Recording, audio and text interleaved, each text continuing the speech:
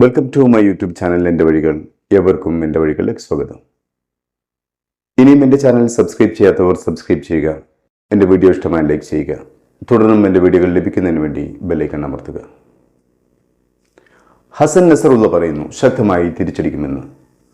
ഇറാന്റെ ആത്മീയ നേതാവ് ആയത്തുള്ള അലി ഖുമൈനി പറയുന്നു, ഇസ്മായിൽ ഹനിയയുടെ ചോരയ്ക്ക് പകരം ചോദിക്കുമെന്ന്. എന്നാൽ ഇതുവരെയുള്ള കഥ വായിച്ചതിൽ നിന്നും ലോകം പറയുന്നു, ഇവരാരും ഇസ്രായേലിനെ ഒന്നും ചെയ്യില്ലെന്ന്. നമുക്കറിയാം, ഇതിനു മുമ്പും ഇറാനെ ഇസ്രായേൽ അതിക്രൂരമായി പലതവണ ഇറാന്റെ മണ്ണിൽ വെച്ച് തന്നെ ശക്തമായി പ്രഹരിച്ചിട്ടുണ്ട്. വേണമെങ്കിൽ തൊട്ടുമുമ്പ് കൊല്ലപ്പെട്ട ഇറാൻ പ്രസിഡന്റ് വരെ ഇസ്രായേലിന്റെ അതിരൂക്ഷമായ ചതിയുടെ ആകത്തുകയാണെന്ന് സംശയിക്കുന്നവരുണ്ട്. ഇപ്പോൾ ഇതാ ഇറാന്റെ തലസ്ഥാന നഗരിയിൽ ഇറാന്റെ ഏറ്റവും വലിയ സൈന്യമായ റവല്യൂഷണറി ഗാർഡിന്റെ സുരക്ഷാ വലയം വേദിച്ച് ഇറാന്റെ മണ്ണിലേക്ക് അവർ വിളിച്ചു വരുത്തിയ അതിഥിയെ യാതൊരു വീണ്ടുവിചാരവുമില്ലാതെ കൊന്നുതള്ളിയിരിക്കുന്നു. തടുത്തു നിർത്താൻ കഴിഞ്ഞില്ല. IDF-ന്റെയും മൊസദിന്റെയും നീക്കങ്ങളെ തിരിച്ചറിയാൻ പോലും കഴിഞ്ഞില്ല.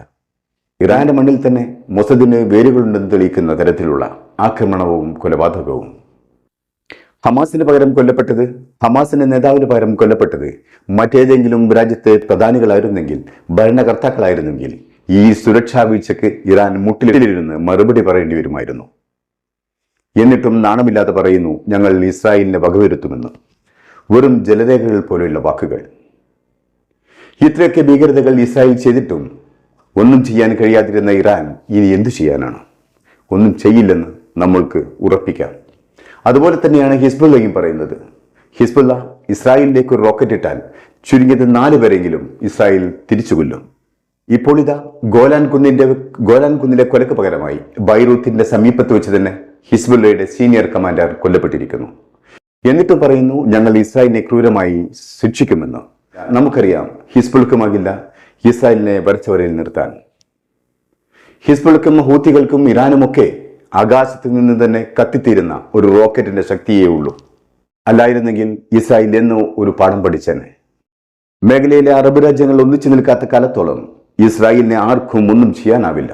ഇസ്രായേലിന് പിന്നിൽ അമേരിക്ക ആകാശമുട്ടെ നിറഞ്ഞു നിൽക്കുമ്പോൾ മറ്റാർക്കും ഇസ്രായേലിനെ ഒന്നും ചെയ്യാനാവില്ല. ഇന്നും ഹിസ്ബുള്ളയുടെ ഒരു സീനിയർ കമാൻഡർ അഥവാ ഹിസ്ബുള്ളയുടെ മിലിറ്ററി വിങ്ങിന്റെ സ്ഥാപകരിൽ ഒരാൾ ഫൗദ് ഷുക്കൂർ കൊല്ലപ്പെട്ട് ശവസംസ്കാരം കഴിഞ്ഞതേയുള്ളൂ. ഹിസ്ബുള്ള നേതാവ് ഹസൻ നസറുള്ള പറഞ്ഞത് ശക്തമായ തിരിച്ചടിയുണ്ടാകുമെന്നാണ്. വേണമെങ്കിൽ ഇസ്രായേലിന്റെ ഭൂമിയിലേക്ക് കുറച്ച് റോക്കറ്റുകൾ അയക്കാം. അതിൽ ചിലപ്പോൾ 1-2 സാധാരണ ജൂതന്മാർ കൊല്ലപ്പെട്ടേക്കാം. അതിലപ്പുറം എന്ത് ചെയ്യാനാവും? ഒന്നും ചെയ്യാനാവില്ല. ഇസ്രായേൽ ചെയ്യുന്നത് പോലെ നേതാക്കളെ തിരഞ്ഞു പിടിച്ച് വകവരുത്താനാവുമോ? ഒരിക്കലും അത്തരമൊരു പ്രവൃത്തിക്ക് ഹിസ്ബുള്ളക്കോ ഇറാനോ ഹൂത്തികൾക്കോ ഹമാസിനോ ആവില്ല.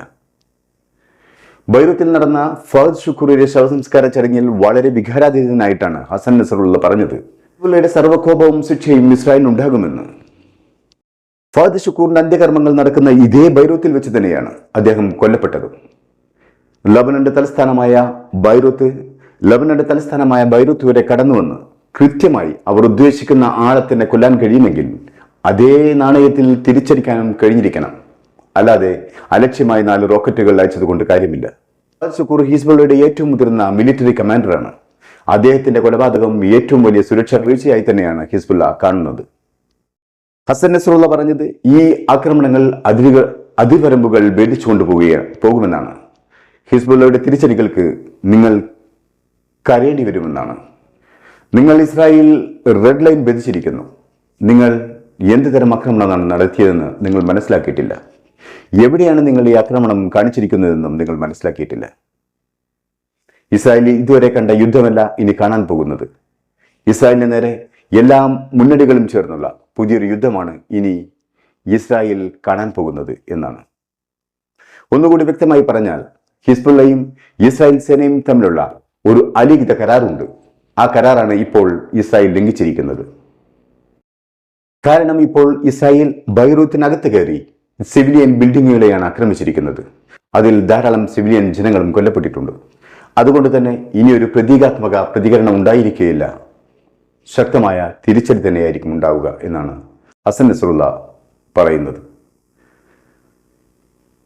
അതേസമയം ഇസ്രായേൽ ഫൗദ് ഷുക്കൂറിന്റെ കൊല ഞങ്ങളാണ് ചെയ്തതെന്ന് പറയുമ്പോൾ തന്നെ ഇസ്മായിൽ ഹനിയയുടെ കൊലപാതകത്തെക്കുറിച്ച് മൗനം ഭജിക്കുകയാണ് ചെയ്യുന്നത്. ഒരുപക്ഷെ ഇസ്മായിൽ ഹനിയയുടെ കൊലപാതകം ഇസ്രായേലിന്റെ തലസ്ഥാനത്ത് കയറിക്കുന്നത് നടത്തിയത് ഞങ്ങളാണെന്ന് പറഞ്ഞാൽ മേഖലയിൽ അത് കൂടുതൽ സംഘർഷഭരിതമാക്കുമെന്ന് മനസ്സിലാക്കിയത് കൊണ്ടായിരിക്കാം, പുറത്തുനിന്നുള്ള സമ്മർദ്ദങ്ങൾ ഉണ്ടായതുകൊണ്ടായിരിക്കാം അത്തരമൊരു വീമ്പ് പറച്ചലിന് ഇസ്രായേൽ മുതിരാതിരിക്കുന്നത്. ഇസ്രായേൽ പറയുന്നത് ഒരു തുറന്ന യുദ്ധത്തിലേക്ക് നീങ്ങാൻ ഞങ്ങൾ ആഗ്രഹിക്കുന്നില്ല, അതേസമയം ഏത് ഭീഷണിയെ നേരിടാനും ഞങ്ങൾ തയ്യാറാണ് എന്നാണ്. അതേസമയം ഇസ്രായേൽ മീഡിയകൾ പറയുന്നത് ഇസ്രായേലിന്റെയും അമേരിക്കയുടെയും ഉദ്യോഗസ്ഥർ കൂടിയാലോചനകൾ നടത്തിക്കഴിഞ്ഞു എന്നാണ്. അമേരിക്ക ഇസ്രായേലിന് മുന്നറിയിപ്പ് നൽകിയത് ഇറാനും അവരുടെ പ്രോക്സികളും ഒന്നിച്ചു ചേർന്നോ അല്ലെങ്കിൽ ഒറ്റക്കൊറ്റക്കായോ ശക്തമായി തിരിച്ചടിക്കാൻ സാധ്യതയുണ്ടെന്നാണ്. ഹസൻ നസ്രുള്ള നൽകിയ മുന്നറിയിപ്പ് പോലെ തന്നെ നോർത്ത് ഇസ്രായേലിലേക്ക് ലെബനനിൽ നിന്നും ശക്തമായ റോക്കറ്റ് ആക്രമണമുണ്ടായി. വെസ്റ്റേൺ ഗലീലി പ്രദേശത്ത് നിന്നും അപായ സൈറൻ നിർത്താതെ മുഴുങ്ങിക്കൊണ്ടിരുന്നു. ചില റോക്കറ്റുകൾ ഇസ്രായേലിന്റെ വ്യോമ പ്രതിരോധ സംവിധാനങ്ങൾ തകർത്തു കളഞ്ഞു. ഇതോടെ മേഖലയിൽ സംഘർഷാവസ്ഥ കൂടുതൽ ശക്തി പ്രാപിക്കുകയാണ്. ഒരേ സമയം 60-ലധികം റോക്കറ്റുകളാണ് ലെബനോനിൽ നിന്നും ഇസ്രായേലിലേക്ക് ഹിസ്ബുള്ള അയച്ചത്.